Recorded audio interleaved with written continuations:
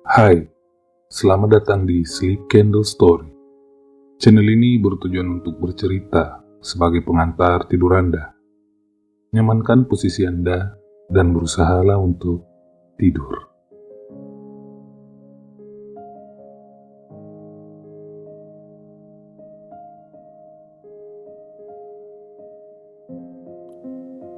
Alfred Bernhard Nobel ialah seorang kimiawan, insinyur, dan pebisnis asal Swedia yang menemukan dinamit. Dalam surat wasiatnya, dia memberikan hartanya untuk membuat penghargaan Nobel.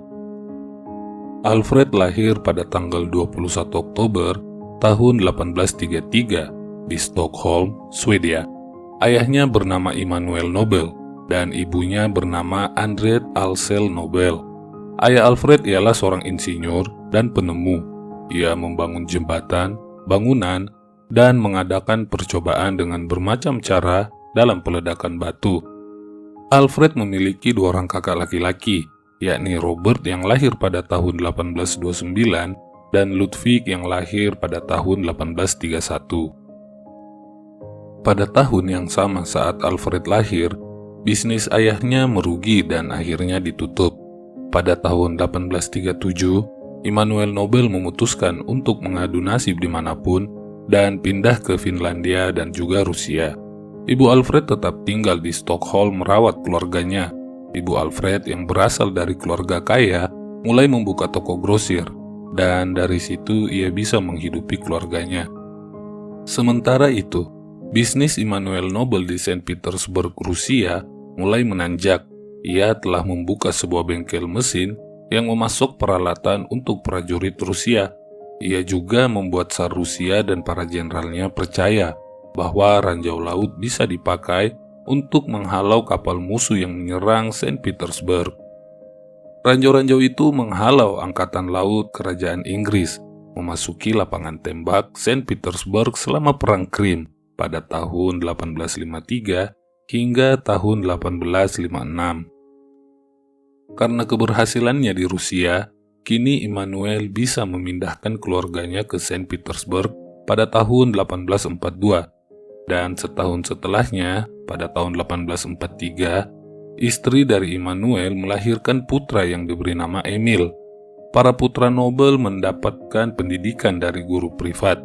Mereka menerima berbagai pelajaran seperti ilmu alam, bahasa, dan sastra. Pada usia 17, Alfred lancar berbahasa dan menulis dalam bahasa Swedia, Rusia, Prancis, Inggris, dan Jerman. Alfred sangat tertarik di bidang bahasa, kimia, dan juga fisika. Ayahnya menginginkannya mengikuti jejaknya dan tak menghargai bakat Alfred dalam puisi. Ia memutuskan mengirim putranya ke luar negeri untuk belajar dan menjadi insinyur kimia.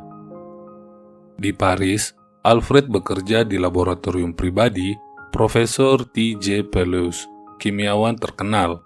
Di sana ia juga bertemu kimiawan Italia yang bernama Ascanio Sobrero. Setelah 3 tahun pertama, Sobrero telah menemukan nitrogliserin, yaitu cairan berdaya ledak tinggi yang dianggap terlalu berbahaya untuk digunakan. Akhirnya Alfred menjadi sangat tertarik pada nitrogliserin dan penggunaannya dalam pembangunan kerja. Saat ia kembali ke Rusia setelah studinya, ia bekerja bersama ayahnya untuk mengembangkan nitrogliserin sebagai bahan peledak yang berguna secara komersial dan teknis. Setelah Perang Krim berakhir, bisnis ayah Alfred mundur dan ia memutuskan untuk kembali ke Swedia. Sedangkan kedua kakak Alfred, Robert dan Ludwig, tinggal di Rusia untuk mencoba mengelola peninggalan bisnis keluarganya. Mereka pun sukses dan tetap meneruskan mengembangkan industri minyak di selatan Rusia. Setelah kembalinya keluarga Nobel ke Swedia, tepat pada tahun 1863, Alfred memusatkan diri untuk mengembangkan nitrogliserin sebagai bahan peledak. Sayangnya, percobaan ini menyebabkan bencana yang membunuh beberapa orang termasuk adiknya sendiri, Emil. Pemerintah Swedia memutuskan melarang percobaan ini dalam batas kota Stockholm. Alfred tentu tak berhenti dan tetap melanjutkan percobaannya ditongkang di atas Danau Malaren. Pada tahun 1864, ia bisa memulai pembuatan massal nitrogliserin, tetapi ia tak menghentikan percobaan dengan bermacam bahan tambahan untuk mengamankan produksi. Melalui percobaannya, Alfred menemukan bahwa campuran nitrogliserin dengan tanah halus Kieselguhr akan mengubah cairan menjadi pasta yang bisa dibentuk ke dalam batang, yang kemudian dimasukkan ke dalam lubang bor. Penemuan ini terjadi pada tahun 1866. Alfred mendapatkan hak paten atas bahan ini pada tahun berikutnya. Ia menamainya dinamit. Ia juga menemukan detonator atau sumbat peledak yang bisa dinyalakan dengan cahaya sumbu. Penemuan ini dibuat saat bor bermahkota intan dan bor angin mulai dipakai secara umum. Digunakan bersama-sama, penemuan-penemuan itu membantu mengurangi kerugian banyak pekerjaan konstruksi. Sebut saja seperti pemboran saluran, peledakan batu, pembangunan jembatan, dan sebagainya. Dikarenakan hal itu, dinamit dan sumbat detonator laku dalam industri pembangunan. Karena itu, Alfred bisa membangun pabrik di 90 tempat berbeda. Ia tinggal di Paris, tetapi sering bepergian ke pabrik-pabriknya di lebih dari 20 negara. Bahkan ia pernah digambarkan sebagai pengembara terkaya di Eropa. Ia bekerja intensif di Sanremo, Italia, Hamburg, Jerman, Ardir, Skotlandia, Paris dan Sevran, Prancis, Karlskoga dan Stockholm di Swedia. Ia juga mencoba membuat karet dan kulit sintetis serta sutra tiruan. Selain itu, ia juga membuat gelatin, balistit, batu permata tiruan, dan lain-lain. Sampai kematiannya pada tahun 1896, ia telah mendapatkan 355 paten. Semasa hidupnya, Alfred tak pernah menikah. Namun, ia memiliki sahabat wanita. Suatu hari, ia mengumumkan di koran untuk merekrut sekretaris. Wanita Austria-Hungaria, yakni Bertha Kinsky von Kinig und Tetau, mengambil pekerjaan itu. Setelah bekerja dalam waktu yang singkat, Bertha kembali ke Austria untuk menikah dengan Pangeran Arthur von Sattner. Alfred dan Bertha Sophie Felicitas Baronin von Sattner menjadi kawan tetap dan berkirim surat selama bertahun-tahun. Bertha pun aktif dalam pergerakan perdamaian. Ia menulis buku yang jika diterjemahkan ke dalam bahasa Indonesia berjudul Buanglah Senjatamu. Saat menulis surat wasiatnya untuk menetapkan hadiah Nobel, Alfred Nobel memasukkan hadiah untuk badan ataupun perseorangan yang memajukan perdamaian. Hidup Alfred Nobel bisa dibilang sangat banyak rintangan. Pada saat ia meneliti di Paris bersama salah satu anak muda yang bernama Fehrenbach.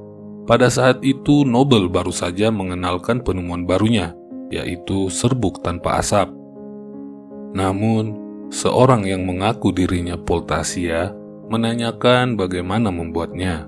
Maka, walau Nobel sadar itu adalah penggila perang yang akan menggunakan itu sembarangan, dia tetap memberitahu cara membuatnya. Tapi saat Poltasia itu hendak pergi, di depan rumah Nobel sudah ada polisi yang sebenarnya. Dan yang menyakitkan, para penggila perang yang lain mencoba untuk membuatnya dan menggunakannya secara brutal. Nobel marah karena barang temuannya tidak digunakan untuk perdamaian. Setelah mengalami hal itu, hal mengerikan kembali terjadi. Nobel dituduh menjiplak serbuk tanpa asap milik orang lain. Karena hal ini, Nobel dipenjara selama 2 bulan dan pabrik Nobel yang memproduksi serbuk tanpa asap ditutup. Setelah Nobel keluar dari penjara, dia memutuskan untuk meneliti di Sanremo. Di sisi lain, Nobel juga mengkhawatirkan Fehrenbach saat di Sanremo. Lagi dan lagi, badai datang ke kehidupan Nobel. Nobel membentuk sebuah komite bernama Komite Serbuk Messiu. Salah satu anggotanya adalah penemu asal Inggris James Dewar yang menemukan botol vakum. Noble selalu mengumumkan temuannya ke komite tersebut. Maka, karena James adalah anggota komite juga, dia tahu cara membuat serbuk tanpa asap.